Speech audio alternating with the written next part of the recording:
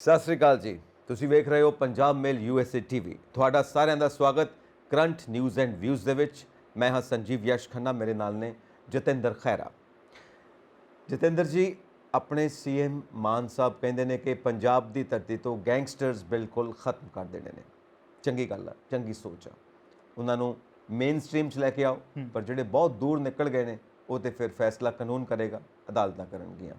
ਸੋ ਅਗਲੀ ਗੱਲ ਇਹ ਆ ਕਿ ਗੈਂਗਸਟਰਸ ਦੀ ਪ੍ਰੋਬਲਮ ਸਿਰਫ ਪੰਜਾਬ ਵਿੱਚ ਨਹੀਂ ਹੈ, ਪੂਰੇ ਭਾਰਤ ਵਿੱਚ ਹੈ, ਬਲਕਿ ਪੂਰੇ ਭਾਰਤ ਵਿੱਚ ਨਹੀਂ, ਪੂਰੀ ਦੁਨੀਆ ਦੇ ਵਿੱਚ ਹੀ ਹੈ। ਕੈਨੇਡਾ ਦੀ ਧਰਤੀ ਤੋਂ ਵੀ ਇਹ ਗੈਂਗਸਟਰਸ ਕੀ ਕੰਮ ਕਰਦੇ ਨੇ, ਉਹਨਾਂ ਦੀ ਸੂਚੀ ਵੀ ਤਿਆਰ ਆ ਤੇ ਉਹਨਾਂ ਦੇ ਕਾਰਨਾਮੇ ਕੀ ਨੇ ਉਹ ਵੀ ਇੱਥੇ ਪਹੁੰਚ ਰਹੇ ਨੇ। ਕਮ ਸੇ ਕਮ 11 ਗੈਂਗਸਟਰਸ ਦੀ ਸੂਚੀ ਹੈ, ਜਿਹਦੇ ਵਿੱਚ 9 ਪੰਜਾਬੀ ਵੀ ਸ਼ਾਮਲ ਨੇ। ਸ਼ੁਭਦੀਪ ਸਿੰਘ ਉਰਫ ਸਿੱਧੂ ਮੂਸੇਵਾਲਾ ਜੀ, ਸੰਦੀਪ ਨੰਗਲ ਅੰਬੀਆਂ, ਪੰਜਾਬ ਦੇ ਇੰਟੈਲੀਜੈਂਸ ਦੇ ਉੱਤੇ ਹਮਲਾ। ਹਾਂਜੀ। ਇਹ ਤਿੰਨ ਕੜੀਆਂ ਇਦਾਂ ਦੀਆਂ ਨੇ ਜਿਹਨੇ ਸਾਨੂੰ ਸੋਚਣ ਲਈ ਮਜਬੂਰ ਕਰ ਦਿੱਤਾ ਕਿ ਇਹਨਾਂ ਦੇ ਪਿੱਛੇ ਕੌਣ ਆ।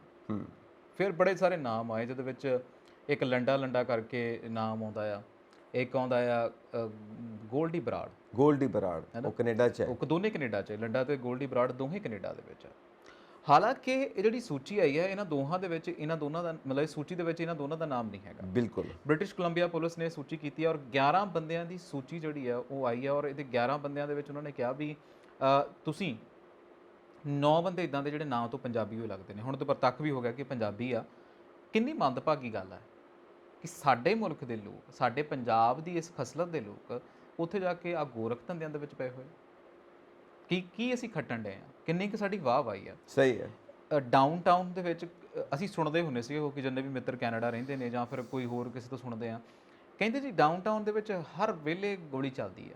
ਸਰੀ ਦੇ ਵਿੱਚ ਵੀ ਜਦੋਂ ਕਿਤੇ ਨਾ ਕਿਤੇ ਲੋੜੀ ਹੁੰਦੀ ਤਾਂ ਬਤਾਤ ਪੰਜਾਬੀ ਮਰਿਆ ਹੁੰਦਾ, ਤੇ ਡਾਊਨ ਟਾਊਨ ਦੇ ਵਿੱਚ ਵੀ ਇਦਾਂ ਹੀ ਆ। ਹੁਣ ਇਹ ਅੱਧੇ ਦਿਨਾਂ ਦੇ ਵਿੱਚੋਂ ਕਹਿੰਦੇ ਆ, ਜਿਹੜੀ ਰਿਪੋਰਟ ਕਹਿੰਦੀ ਹੈ ਕਿ ਇਹਦੇ ਵਿੱਚੋਂ ਬਹੁਤ ਸਾਰੇ ਲੋਕ ਇਦਾਂ ਜਿਹੜੇ ਆਪਸੀ ਗੈਂਗਵਾਰਾਂ ਦੇ ਵਿੱਚ ਮਰ ਗਏ ਨੇ, ਇੱਕ ਦੂਸਰੇ 'ਚ ਗੋਲੀ ਮਾਰ ਕੇ। ਕਿਉਂਕਿ ਕੈਨੇਡਾ ਦਾ ਕਾਨੂੰਨ ਜਿਹਾ ਇਦਾਂ ਦਾ ਕਿ ਜੇ ਆਪਸ ਦੇ ਵਿੱਚ ਗੈਂਗਵਾਰ ਉੱਥੇ ਕੋਈ ਹੋਇਆ ਹੋਵੇ ਨਾ, ਕਿ ਗੋਲੀ ਇੱਕ ਦੂਸਰੇ 'ਤੇ ਵੱਜੀ ਹੋਵੇ, ਤਾਂ ਫਿਰ ਉਹ ਜ਼ਿਆਦਾ ਨਹੀਂ ਦੇਖਦੇ ਹੈਗੇ, ਜ਼ਿਆਦਾ ਉਹ ਸੋਚਦੇ ਨਹੀਂ ਹੈਗੇ, ਜ਼ਿਆਦਾ ਨਹੀਂ ਉਹ ਪ੍ਰਤੱਖ ਕਰਦੇ ਹੈਗੇ। ਪਰ ਜਦੋਂ ਕਿਤੇ ਦੋਹਾਂ ਦੇ ਵਿੱਚ ਹੁੰਦੀ ਆ, ਮਤਲਬ ਆਪਾਂ ਕਹਿੰਦੇ ਆ ਕਿ ਜਦੋਂ ਦੋਵਾਂ ਧਿਰਾਂ ਦੇ ਵਿੱਚ ਗੋਲੀ ਚੱਲਦੀ ਹੈ ਨਾ, ਤੇ ਉਦੋਂ ਜਦੋਂ ਮਤਲਬ ਇੱਕ ਧਿਰ ਦੇ ਵਿੱਚ ਜਿਹੜਾ ਉਹਦਾ ਗੈਂਗਸਟਰ ਦੇ ਨਾਲ ਨਹੀਂ ਲੈਣਾ, ਫਿਰ ਬੜੀ ਸੋਹਣੀ ਉਹਦੀ ਉਹ ਹੁੰਦੀ ਆ, ਬਹੁਤ ਦੂਰ ਤੱਕ ਹੋ ਜਾਂਦੇ ਨੇ। ਹੁਣ ਇਹਨਾਂ ਨਾਵਾਂ ਦੇ ਉੱਤੇ ਮੇਰੇ ਕੋਲ ਲਿਸਟ ਵੀ ਆ, ਮੈਂ ਕੱਢ ਕੇ ਦੇਖੀ, ਕਿਉਂਕਿ 9 ਨਾਮ ਨੇ ਤੇ ਯਾਦ ਕਰਨੇ ਥੋੜ੍ਹੇ ਔਖੇ ਨੇ, ਤੇ ਮੈਂ ਲਿਸਟ ਸਾਰੇ ਨਾਵਾਂ ਦੀ ਕੱਢ ਕੇ ਰੱਖੀ ਹੋਈ ਹੈ, ਜਿਹਦੇ ਵਿੱਚ ਇਹਨਾਂ ਨੇ ਦੱਸਿਆ ਹੈ ਕਿ ਮੁੰਡੇ ਵੀ ਮਸਾਂ 40 ਸਾਲ ਤੋਂ ਕੋਈ ਉੱਪਰ ਨਹੀਂ, ਤੇ ਬਹੁਤਾਤ ਇਹਨਾਂ ਦੇ ਵਿੱਚ 30 ਤੋਂ 28 ਤੇ 28 ਤੋਂ 30 ਦੇ ਵਿੱਚ ਹੈ। ਦੇਖ ਲਓ ਕਿੰਨੀ ਤਰਾਸਦੀ ਹੈ ਇਹ। ਸਭ ਤੋਂ ਪਹਿਲਾ ਨਾਮ ਜਿਹੜਾ ਆ ਗੈਂਗਸਟਰਾਂ ਦੇ ਵਿੱਚ ਸ਼ਕੀਲ ਬਸਰਾ ਆ, 28 ਸਾਲ ਦੀ ਉਮਰ ਹੈ ਦੀ। ਅਮਰਪ੍ਰੀਤ ਸਿੰਘ ਸਮਰਾ 28 ਸਾਲ ਦਾ ਮੁੰਡਾ। ਜਗਦੀਪ ਸਿੰਘ ਚੀਮਾ 30 ਸਾਲ ਦਾ ਸਾਰਾ। ਰਵਿੰਦਰ ਸਰਮਾ ਆ 35 ਸਾਲ। ਬਰਿੰਦਰ ਢਾਲੀਵਾਲ ਉਹ ਵੀ 39 ਸਾਲ ਆ, ਤੇ ਐਂਡੀ ਸੇਂਟ 40 ਸਾਲ ਆ। ਗੁਰਪ੍ਰੀਤ ਢਾਲੀਵਾਲ ਉਹ 35 ਆ, ਤੇ ਸਮਰੂਪ ਗਿੱਲ 29 ਸਾਲਾਂ ਦਾ ਆ।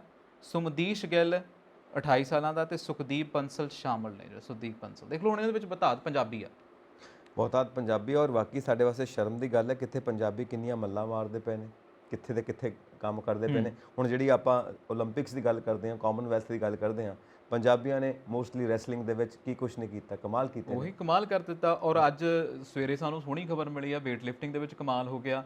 ਵੇਟ ਲਿਫਟਿੰਗ ਦੇ ਵਿੱਚ ਜਿਹੜਾ 109 ਭਾਰ ਵਰਗ ਦੀ ਕੈਟੇਗਰੀ ਆ, ਜਿਹਦੇ ਵਿੱਚ ਸਾਡਾ ਮੁੰਡਾ ਗੁਰਦੀਪ ਸਿੰਘ ਉਹਨੇ ਬਰਾਊਨਜ਼ ਜਿੱਤਿਆ ਆ, ਅੰਮ੍ਰਿਤਸਰ ਤੋਂ ਆ। ਮਤਲਬ ਇੱਦਾਂ ਲੱਗਦਾ ਹੈ ਕਿ ਇੱਕ ਬੰਨੇ ਤਾਂ ਅਸੀਂ ਉਸ ਜਗ੍ਹਾ ਦੇ ਉੱਤੇ ਖੜੇ ਹਾਂ ਜਿੱਥੇ ਸਾਨੂੰ ਲੱਗਦਾ ਕਿ ਸਾਨੂੰ ਬੜਾ ਮਾਣ ਆ, ਫਕਰ ਆ। ਦੂਸਰੇ ਬੰਨੇ ਇਹ ਸਾਡੇ ਮੁੰਡੇ ਆ। ਦੇਖੋ, ਮੈਂ ਇਹਨਾਂ ਮੁੰਡਿਆਂ ਦੀ ਗਲਤੀ ਤਾਂ ਪਹਿਲਾਂ ਨਹੀਂ ਕਰਦਾ, ਮੈਂ ਪਹਿਲਾਂ ਵੀ ਇੱਥੇ ਜਦੋਂ ਮੈਨੂੰ ਕੋਈ ਪੁੱਛਦਾ ਨਾ, ਤਾਂ ਮੈਂ ਇੱਥੇ ਵਾਲਿਆਂ ਦੀ ਵੀ ਨਹੀਂ ਗਲਤੀ ਕਰਦਾ, ਚਾਹੇ ਉਹ ਪਿੱਛੇ ਜਿਹੜਾ ਹੁਣ ਗੈਂਗਸਟਰਾਂ ਦੇ ਜੰਗਰੂਪ ਰੂਪਾ ਹੋਵੇ ਹੈ ਨਾ, ਜਾਂ ਮੰਨਾ ਜਿਹੜਾ ਹੈ ਨਾ ਮਨਰੂਪ ਰੂਪਾ ਹੋਵੇ, ਜਾਂ ਇਹ ਨਾ ਹੋਵੇ ਮਾਰਿਆ ਹੋਇਆ ਜਗਰੂਪ ਰੂਪਾ, ਜਾਂ ਮੰਨਾ ਹੋਵੇ, ਮੰਨਾ ਕੂਸਾ ਹੋਵੇ, ਮਨਪ੍ਰੀਤ ਕੂਸਾ।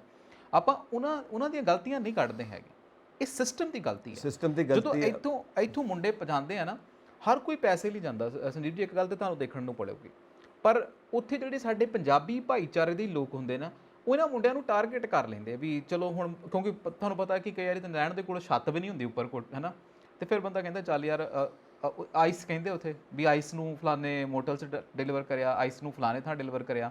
ਉਹ ਕਹਿੰਦਾ ਚੱਲ ਯਾਰ ਇੱਕ ਛੋਟਾ ਜਿਹਾ ਕੰਮ ਆ, ਕਈਆਂ ਨੂੰ ਤਾਂ ਪਤਾ ਵੀ ਨਹੀਂ। ਮੈਂ ਬੜੀਆਂ ਸਾਰੀਆਂ ਸਟੋਰੀਆਂ ਪੜ੍ਹੀਆਂ ਜਿਨ੍ਹਾਂ ਨੂੰ ਪਤਾ ਹੀ ਨਹੀਂ ਸੀ ਕਿ ਆਈਸ ਉਹ ਆ। ਉਹ ਕਹਿੰਦਾ ਵੀ ਇੰਨੇ ਪੈਸੇ ਮਿਲਦੇ, ਤੂੰ ਚਲੇ ਜਾ। ਉਹ ਪੈਸੇ ਦੇ ਚੱਕਰ 'ਚ, ਪੈਸੇ ਦੇ ਗੇੜ ਦੇ ਵਿੱਚ ਮੁੰਡੇ ਸਾਡੇ ਫਸ ਜਾਂਦੇ ਨੇ। ਹੁਣ ਕਹਿੰਦੇ ਨੇ ਵੀ ਮਰਦੀ ਨੇ ਅੱਖ ਚੰਬਿਆਂ ਜਾਰੀ ਭੁੰਨ ਕੇ ਛੜੇ ਦੇ ਨਾਲ ਲਾਈਆਂ, ਤਾਂ ਉਹ ਭੁੱਲ ਕੇ ਜਿਹੜੀ ਯਾਰੀ ਹੈ, ਜਿਹੜੀ ਉਹ ਹਾਲਾਤਾਂ ਦੇ ਵਿੱਚ ਫਸ ਕੇ ਉਹ ਲਾ ਦਿੱਤੀ ਜਾਂਦੀ ਆ।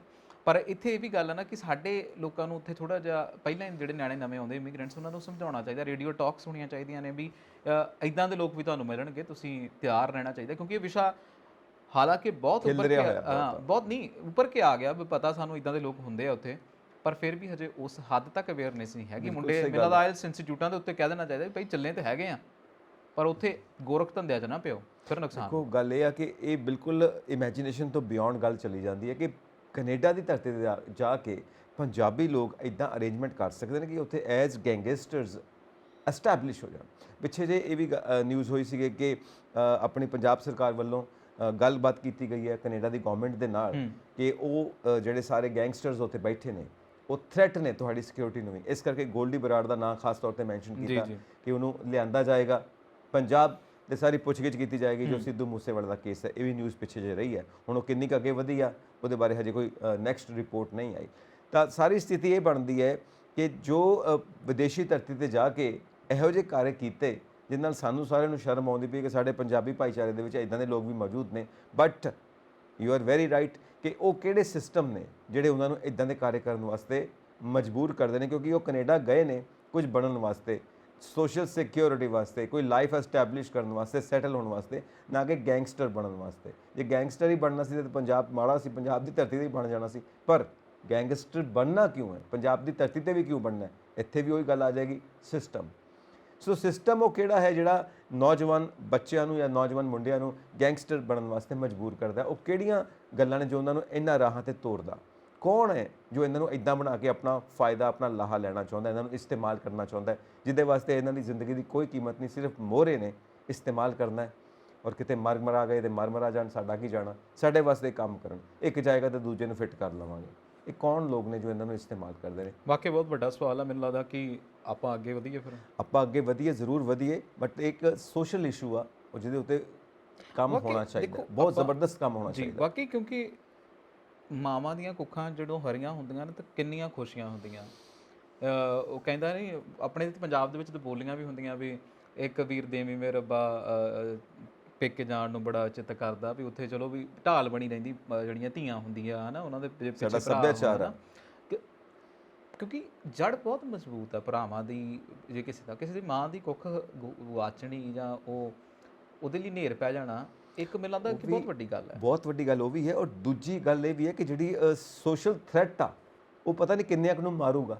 ਉਹੀ ਗੱਲ ਆ, ਕਿਸੇ ਦੀ ਮਾਂ ਦੇ ਪੁੱਤ ਨੂੰ ਤਾਂ ਲੈ ਕੇ ਬੈਠੂਗਾ, ਜਾਂ ਤਾਂ ਆਪ ਮਰਦਾ, ਆਪ ਵੀ ਉਸੇ ਸਰ ਨਹੀਂ ਮਰਦਾ, ਫਿਰ ਉਹ ਮਰਦਾ। ਹੁਣ ਅਸੀਂ ਆਪ ਪ੍ਰਤੱਖ ਦੇਖ ਹੀ ਲਿਆ ਵੀ ਕੀ ਹੋ ਗਿਆ ਦੋਨੋਂ ਪਾਸੇ, ਆਪ ਵੀ ਜਾਂਦਾ ਆਪਣੀ ਜਾਨ ਤੋਂ, ਜਿਹਨਾਂ ਨੂੰ ਮਾਰਦਾ ਉਹ ਵੀ ਜਾਂਦੇ ਨੇ ਜਾਨ ਤੋਂ। ਖੈਰ ਅੱਗੇ ਵਧੀਏ। ਵਿਜੇ ਸਿੰਗਲਾ ਜੀ ਜੋ ਸਾਡੇ ਹੈਲਥ ਮਿਨਿਸਟਰ ਸਾਬਕਾ ਡਿਸਮਿਸ ਕਰ ਦਿੱਤੇ ਗਏ ਸੀ, ਹੁਣ ਅੱਜ ਕੱਲ੍ਹ ਜ਼ਮਾਨਤ ਤੇ ਨੇ, ਉਹਨਾਂ ਨੇ ਸੈਕਟਰੀਏਟ 'ਚ ਮੀਟਿੰਗ ਕੀਤੀ ਹੈ ਤੇ ਵਿਰੋਧੀ ਧਿਰਾਂ ਨੇ ਘੇਰ ਲਿਆ ਮਾਨ ਸਰਕਾਰ ਨੂੰ ਕਿ ਤੁਸੀਂ ਤਾਂ ਕਹਿੰਦੇ ਸੀ ਕਿ ਸਾਡੇ ਵਜ਼ਾਰਤ ਦੇ ਵਿੱਚ ਜਾਂ ਪਾਰਟੀ ਦੇ ਵਿੱਚ ਕੋਈ ਬੇਈਮਾਨ ਬੰਦਾ ਨਹੀਂ ਰਹਿ ਸਕਦਾ, ਕਿਉਂਕਿ ਉਹਨਾਂ ਦੀ 6.5 ਕਰੋੜ ਦੀ ਪ੍ਰਾਪਰਟੀ ਹੈ, ਕਿਉਂਕਿ ਡੈਂਟਲ ਸਰਜਨ ਨੇ, ਆਪ ਡਾਕਟਰ ਨੇ। ਇਸ ਦੇ ਬਾਵਜੂਦ ਵੀ ਉਹਨਾਂ ਦੇ ਉੱਤੇ ਇਹ ਇਲਜ਼ਾਮ ਕਿ 1% ਕਮਿਸ਼ਨ ਲੈਂਦੇ ਰਹੇ ਨੇ ਹਰ ਇੱਕ ਥਾਂ ਤੋਂ। ਤਾਂ ਉਹਨਾਂ ਨੇ ਸੈਕਟਰੀਏਟ ਦੇ ਵਿੱਚ ਜਦੋਂ ਮੀਟਿੰਗ ਕੀਤੀ ਤੇ ਵਿਰੋਧੀ ਧਿਰ ਕਹਿੰਦਾ ਕਿ ਹੁਣ ਤੇ ਉਹ ਸੈਕਟਰੀਏਟ 'ਚ ਮੀਟਿੰਗ ਕਰਦੇ ਪਏ ਨੇ, ਤੁਸੀਂ ਤਾਂ ਕਹਿੰਦੇ ਸਾਡੀ ਪਾਰਟੀ ਦਾ ਵੀ ਹਿੱਸਾ ਨਹੀਂ ਹੋ ਸਕਦਾ। ਅੱਛਾ, ਮੈਂ ਫਿਰ ਉਹੀ ਗੱਲ ਕਰਦਾ ਵੀ ਇਹ ਫਿਰ ਸਭ ਤੋਂ ਮੋਹਰਲੀਆਂ ਲਾਈਨਾਂ ਦੇ ਵਿੱਚ ਸੁਖਪਾਲ ਖਹਿਰਾ ਹੁਣੀ ਬੈਠੇ ਨੇ। ਬਿਲਕੁਲ ਬੈਠੇ। ਸੁਖਪਾਲ ਖਹਿਰਾ ਹੁਣੀ ਗੱਲ ਕਰੀ ਜਾਂਦੇ ਨੇ, ਕਹਿੰਦੇ ਵੀ ਇਹ ਕਿੱਦਾਂ ਹੋ ਸਕਦਾ। ਵੈਸੇ ਤਾਂ ਸਾਨੂੰ ਸਮਝ ਹੀ ਨਹੀਂ ਆਉਂਦੇ ਸੰਜੀਵ ਜੀ, ਇਦਾਂ ਹੋਣਾ ਨਹੀਂ ਚਾਹੀਦਾ ਨਾ। ਇੱਕ ਬੰਨੇ ਤਾਂ ਤੁਸੀਂ ਇਹ ਗੱਲ ਕਹਿੰਦੇ ਆ ਵੀ ਅਸੀਂ ਬਹੁਤ ਜ਼ਿਆਦਾ ਐਸਟੈਬਲਿਸ਼ ਕਰ ਲਿਆ, ਬਹੁਤ ਅਸੀਂ ਕਰਪਸ਼ਨ ਨੂੰ ਲਾਗੇ ਨਹੀਂ ਲੱਗਣ ਦੇਣਾ, ਜਿਹੜਾ ਬੰਦਾ ਕਰਪਟ ਕਰਦਾ। ਦੂਸਰੇ ਸਿੰਗਲਾ ਸਾਹਿਬ ਨੂੰ ਤੁਸੀਂ ਅਜੇ ਤੱਕ ਪਾਰਟੀ ਤੋਂ ਬਰਖਾਸਤ ਕਾਹਤੋਂ ਨਹੀਂ ਕੀਤਾ? ਇਹ ਵੀ ਬਹੁਤ ਵੱਡਾ ਸਵਾਲ ਹੈ, ਬਹੁਤ ਵੱਡਾ ਪੁਆਇੰਟ ਆ। ਔਰ ਇਹਦੇ ਉੱਤੇ ਹੀ ਤਾਂ ਵਿਰੋਧੀ ਧਿਰ ਜਿਹੜੀ ਨੇ ਆਪਣੇ ਅਸਤਰ ਸ਼ਸਤਰ ਚੁੱਕ ਕੇ ਤਿਆਰ ਹੋ ਗਏ ਨੇ ਵੀ ਤੁਸੀਂ ਭਾਈ ਕਹਿੰਦੇ ਤੇ ਇਹ ਸੀਗੇ ਤਾਂ ਕਹਿਤਾ ਕੁਝ ਹੋਰ ਆ। ਸੋ ਮੈਨੂੰ ਲੱਗਦਾ ਹੈ ਕਿ ਮਾਨ ਸਾਹਿਬ ਨੂੰ ਆਪਣਾ ਸਟੈਂਡ ਤਾਂ ਕਲੀਅਰ ਕਰਕੇ ਦੱਸ ਦੇਣਾ ਚਾਹੀਦਾ ਵੀ ਜੇ ਤੱਕ ਇਹ ਵੀ ਗੱਲ ਵੀ ਕਹਿਣੀ ਆ ਵੀ ਕੋਈ ਨਾ ਗਲਤੀ ਹੋ ਗਈ, ਵਧੀਆ ਕੰਮ ਕਰੂਗਾ, ਅੱਗੇ ਤੋਂ ਜੇ ਕੁਝ ਹੋਇਆ ਤਾਂ ਅਸੀਂ ਦੇਖਾਂਗੇ। ਉਹ ਵੀ ਚੀਜ਼ ਦੇਖਣ ਵਾਲੀ ਆ ਵੀ ਮੈਂ ਗੱਲ ਕੀਤੀ ਸੀ, ਮੰਨ ਗਿਆ ਸੀ, ਇਸ ਕਰਕੇ ਅਸੀਂ ਇਹਨਾਂ ਨੂੰ ਪਾਰਟੀ ਦੇ ਵਿੱਚ ਰੱਖਿਆ ਆ। ਇਹ ਵੀ ਗੱਲ ਠੀਕ ਆ, ਵਾਰਨਿੰਗ ਦਿੱਤੀ ਆ, ਪਰ ਲੋਕਾਂ ਨੂੰ ਤਾਂ ਜਿਹੜਾ ਕਸ਼ਮਕਸ਼ ਦੱਸਣਾ ਕਈ ਵਾਰੀ ਹੁੰਦਾ ਨਾ ਕਿ ਜਦੋਂ ਪਿੰਡਾਂ ਦੇ ਵਿੱਚ ਬੀਬੀਆਂ ਹੁੰਦੀਆਂ ਤੇ ਉਹ ਕਈ ਵਾਰੀ ਕਿਸੇ ਤੇ ਕੁਝ ਹੋਇਆ ਵੀ ਨਾ ਹੋਵੇ ਨਾ, ਤਾਂ ਉਹਦੇ ਗੱਲ ਨਹੀਂ ਫਲਾਨੀ ਤੇ ਕੁਝ ਹੋਇਆ ਆ, ਇਹ ਬਾਹਰ ਨਹੀਂ ਨਿਕਲਦੀ। ਉਹ ਹੁਣ ਜੇ ਉਹ ਬਾਹਰ ਆ ਕੇ ਦੱਸ ਦੇਵੇ ਭਾਈ ਕੁਝ ਨਹੀਂ ਹੋਇਆ, ਅੱਜ ਇਦਾਂ ਸੀ ਵੀ ਇਦਾਂ ਹੋ ਗਿਆ, ਤਾਂ ਉਹ ਗੱਲ ਥੋੜੀ ਘੱਟ ਮੂੰਹ ਬੰਦ ਹੋ ਜਾਂਦੇ ਲੋਕਾਂ ਦੇ। ਗੱਲ ਇਹ ਹੈ ਨਾ ਕਿ ਸਿੰਗਲਾ ਸਾਹਿਬ ਆਪ ਵੀ ਕਹਿੰਦੇ ਪਏ ਨੇ ਕਿ ਕੋਈ 1 ਰੁਪਏ ਦੀ ਮੇਰੇ ਖਿਲਾਫ ਕੱਢ ਕੇ ਦਿਖਾ ਦੇਵੇ ਸਬੂਤ ਵਜੋਂ ਕਿ ਮੈਂ ਰਿਸ਼ਵਤ ਲਿੱਤੀ ਹੈ, ਤਾਂ ਜੋ ਤੁਸੀਂ ਕਹੋ ਉਹ ਸਜ਼ਾ ਮਨਜ਼ੂਰ ਆ। ਫਿਰ ਜੇ ਮੈਨੂੰ ਲੱਗਦਾ ਇੰਨਾ ਕੌਨਫੀਡੈਂਸ ਆ ਫਿਰ ਮੈਨੂੰ ਲੱਗਦਾ ਵਿਚਾਰੇ ਨੂੰ ਫਸਾਇਆ ਹੀ ਆ। ਪਤਾ ਬਾਕੀ ਨਹੀਂ। ਸਿਆਸਤ ਹੈ ਬਈ, ਸਿਆਸਤ ਦੇ ਵਿੱਚ ਤਾਂ ਫਿਰ ਅਗਲੇ ਬਾਅਦ ਚੋਂ ਇਹ ਵੀ ਕਹਿ ਦਿੰਦੇ ਆ ਵੀ ਮੈਂ ਆਪਣੇ ਸ਼ਬਦ ਵਾਪਸ ਲੈਣਾ, ਤੇ ਹੁਣ ਪਤਾ ਤਾਂ ਕੁਝ ਨਹੀਂ ਵੀ ਕਿਹੜਾ ਸੱਚਾ ਤੇ ਕਿਹੜਾ ਝੂਠਾ। ਠੀਕ ਹੈ, ਬਟ ਇਹ ਹੈ ਕਿ ਇੱਕ ਚੰਗਾ ਤਮਾਸ਼ਾ ਹੋ ਜਾਂਦਾ ਸਾਰੇ ਪੋਲੀਟੀਕਲ ਸਿਨੈਰੀਓ ਦੇ ਵਿੱਚ। ਗੱਲ ਇਹ ਹੈ ਨਾ ਕਿ ਇਹ ਤਮਾਸ਼ੇ ਦੇ ਵਿੱਚੋਂ ਪਬਲਿਕ ਵਾਸਤੇ ਤਾਂ ਕੁਝ ਨਿਕਲਣਾ ਨਹੀਂ, ਨਾ ਹੀ ਸਟੇਟ ਦਾ ਕੋਈ ਵੈਲਫੇਅਰ ਹੋਣਾ। ਠੀਕ ਹੈ ਨਾ, ਇਹ ਆਪਸ ਦੀਆਂ ਗੱਲਾਂ ਨੇ ਇਹਨਾਂ ਦੀਆਂ। ਹਾਂ, ਵਿਰੋਧੀ ਧਿਰਾਂ ਨੂੰ ਜ਼ਰੂਰ ਇੱਕ ਸ਼ਗੂਫਾ ਮਿਲ ਜਾਂਦਾ ਜਿਹਦੇ ਉੱਤੇ ਕਾਫੀ ਡਿਸਕਸ਼ਨਸ ਹੋ ਜਾਂਦੀਆਂ ਨੇ ਔਰ ਉਹ ਵੀ ਲਾਈਮਲਾਈਟ 'ਚ ਆ ਜਾਂਦੇ ਨੇ, ਮੀਡੀਆ ਦੇ ਵਿੱਚ ਉਹ ਵੀ ਹਾਈਲਾਈਟ ਹੋ ਜਾਂਦੇ ਨੇ। ਨਹੀਂ, ਮੈਨੂੰ ਲੱਗਦਾ ਕਿ ਆ ਪਿੱਛੇ ਜੇ ਸੁਖਪਾਲ ਖਹਿਰਾ ਤੇ ਹੁਣ ਅੱਜ ਕੱਲ ਬੜੇ ਤੇਜ਼ ਨੇ, ਬੜੀ ਕੋਈ ਗੱਲ ਹੁੰਦੀ ਵੀ ਨਹੀਂ ਤਾਂ ਵੀ ਉਹ ਕਹਿੰਦੇ ਨੇ ਵੀ ਯਾਰੀ ਉਹ ਵੀ ਹੁਣ ਕੋਈ ਵੀ ਗੱਲ ਨਹੀਂ ਤਾਂ ਮੈਂ ਆਪਦੀ ਕੁੱਲੀ ਨੂੰ ਅੱਗ ਲਾ ਲਵਾਂ ਤੇ ਕਹਿ ਦਵਾਂ ਵੀ ਅੱਗ ਲੱਗ ਗਈ ਤੇ ਲੋਕੀ ਤਾਂ ਇਕੱਠੇ ਹੋ ਜਾਣ। ਕਿਤੇ ਸਿੱਧੂ ਸਾਹਿਬ ਉਹਨਾਂ ਨੂੰ ਰਿਸਪੌਂਸਿਬਿਲਿਟੀ ਤੇ ਨਹੀਂ ਦੇ ਕੇ ਬਾਕੀ, ਕਿਉਂਕਿ ਬਹੁਤ ਨੇੜੇ ਸੀਗੇ ਜਦੋਂ ਇਹ ਜੇਲ੍ਹ 'ਚ ਸੀਗੇ ਤੇ ਇਹਨਾਂ ਦਾ ਮੁੰਡਾ ਰੈਲੀਆਂ ਕਰਦਾ ਸੀ ਮਗਰੋਂ, ਤੇ ਸਿੱਧੂ ਸਾਹਿਬ ਉਚੇਚੇ ਤੌਰ ਤੇ ਪਹੁੰਚੇ ਸੀ। ਮੈਨੂੰ ਯਾਦ ਆ ਵੀ ਭਲੱਥ ਰੈਲੀ ਹੁੰਦੀ ਆ ਤੇ ਇਹਨਾਂ ਦੇ ਬੇਟਾ ਸਾਹਿਬ ਦੇ ਨਾਲ ਉਹ ਖੜ ਕੇ ਪ੍ਰਮੋਟ ਕਰ ਰਹੇ ਸੀ। ਬਿਲਕੁਲ ਜੀ, ਇੱਕ ਬਹੁਤ ਹੀ ਸੈਂਸਿਟਿਵ ਮਾਮਲਾ, ਕਿਉਂਕਿ ਅਸੀਂ ਸਿਹਤ ਦੀ ਗੱਲ ਕਰਦੇ ਹਾਂ ਤੇ ਬਜਟ ਜਿਹੜਾ ਆਇਆ ਪੰਜਾਬ ਦਾ ਉਹਦੇ ਵਿੱਚ ਸਿਹਤ ਵਾਸਤੇ ਬਹੁਤ ਐਲੋਕੇਸ਼ਨਸ ਕੀਤੀਆਂ ਗਈਆਂ, ਬਹੁਤ ਬਜਟ ਰੱਖਿਆ ਗਿਆ ਕਿ ਲੋਕਾਂ ਦੀ ਸਿਹਤ ਸੁਵਿਧਾਵਾਂ ਦੇ ਉੱਤੇ, ਹਾਂ ਐਜੂਕੇਸ਼ਨ ਦੇ ਉੱਤੇ ਵੀ ਹੈ, ਪਰ ਅਸੀਂ ਸਿਹਤ ਸੁਵਿਧਾਵਾਂ ਦੀ ਗੱਲ ਕਰਾਂਗੇ। ਨਾਲ ਇੱਕ ਇਹ ਵੀ ਨਿਊਜ਼ ਆ ਰਹੀ ਹੈ ਕਿ ਜਿੱਥੇ ਆਯੁਸ਼ਮਾਨ ਕਾਰਡ ਗਰੀਬ ਬੰਦਿਆਂ ਦੇ ਇਲਾਜ ਵਾਸਤੇ 5 ਲੱਖ ਤੱਕ ਇਲਾਜ ਫ੍ਰੀ, ਵੱਖ-ਵੱਖ ਬਿਮਾਰੀਆਂ ਦਾ ਵੱਖ-ਵੱਖ ਕੈਟਾਗਰੀ ਬਣੀ ਹੋਈ ਹੈ ਕਿ ਕਿਹਦੇ ਵਾਸਤੇ ਕਿੰਨਾ, ਕਿਹਦੇ ਵਾਸਤੇ ਕਿੰਨਾ। PGI ਨੇ ਸਾਫ਼ ਮਨਾ ਕਰ ਦਿੱਤਾ, ਕਹਿੰਦੇ ਨੇ ਕਿ ਸਾਡੇ ਕੋਲ ਫੰਡ ਹੀ ਨਹੀਂ ਪਹੁੰਚੇ ਆਯੁਸ਼ਮਾਨ ਕਾਰਡ ਦੇ ਪੰਜਾਬ ਸਰਕਾਰ ਵੱਲੋਂ, ਇਸ ਕਰਕੇ ਕੋਈ ਇਲਾਜ ਫ੍ਰੀ ਨਹੀਂ ਹੋਏਗਾ। ਤੇ ਪ੍ਰਾਈਵੇਟ ਕਈ ਜਿਹੜੇ ਐਫੀਲੀਏਟਿਡ ਸੀਗੇ ਇਸ ਸਕੀਮ ਦੇ ਨਾਲ ਉਹ ਵੀ ਮਨਾ ਕਰ ਚੁੱਕੇ ਨੇ। ਦੇਖੋ, ਜੇ ਅਸੀਂ ਪੂਰੇ ਤੰਤਰ ਦੀ ਗੱਲ ਕਰੀਏ ਤਾਂ ਸਾਲ ਹੋ ਗਿਆ, ਬਿਲਕੁਲ ਸਾਲ ਹੋ ਗਿਆ ਕਿ ਇਹਨੂੰ ਬੰਦ ਹੋਇਆ ਨੂੰ।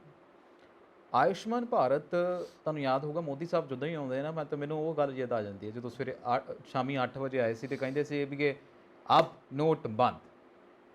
ਉਹ ਬਾਅਦ 'ਚ ਜਦੋਂ ਫੇਲੀਅਰ ਹੋਇਆ ਤੇ ਨਾ ਕੋਈ ਮੋਦੀ ਸਾਹਿਬ ਉਹਨਾਂ ਦੀ ਸਟੇਟਮੈਂਟ ਆਈ ਤੇ ਨਾ ਕੋਈ ਸਾਡੇ ਇਕਨੋਮੀ ਮਿਨਿਸਟਰ ਦੀ। ਬਾਕੀ ਸੰਜੀਵ ਜੀ, ਪਰ ਗੱਲ ਤਾਂ ਇਹ ਹੈ ਨਾ ਕਿ ਹੁਣ ਕਹਿ ਤਾਂ ਰਹੇ ਨੇ ਹਰਪਾਲ ਚੀਮਾ ਜੀ ਕਿ 16 ਕਰੋੜ ਜਿਹੜਾ ਅਸੀਂ ਲਾਂਚ ਕਰ ਦਿੱਤਾ, ਰਿਲੇ ਕਰ ਦਿੱਤਾ ਆ ਤੇ ਚੱਲੂਗੀ ਸਕੀਮ, ਪਰ ਜਦੋਂ ਚੱਲੂਗੀ ਉਦੋਂ ਪਤਾ ਲੱਗੂਗਾ, ਉਦੋਂ ਪਤਾ ਲੱਗੂਗਾ। ਔਰ ਅਸੀਂ ਚਾਹੁੰਦੇ ਹਾਂ ਕਿ ਚੱਲੇ ਤਾਂ ਕਿ ਗਰੀਬਾਂ ਨੂੰ ਫਾਇਦਾ ਹੋਵੇ। ਸੋ ਹਾਲ ਅਸੀਂ ਵੀ ਚੱਲਦੇ ਹਾਂ ਜੀ, ਕਿਉਂਕਿ ਸਾਡੀ ਵੀ ਸਕੀਮ ਹੈ ਹੁਣ। ਤੁਸੀਂ ਦੇਖਦੇ ਰਹੋ ਪੰਜਾਬ ਮੇਲ USA TV। ਮੈਨੂੰ ਤੇ ਸੰਜੀਵ ਜੀ ਨੂੰ ਦਿਓ ਆਗਿਆ। ਸਤਿ ਸ਼੍ਰੀ ਅਕਾਲ। ਸਤਿ ਸ਼੍ਰੀ ਅਕਾਲ ਜੀ।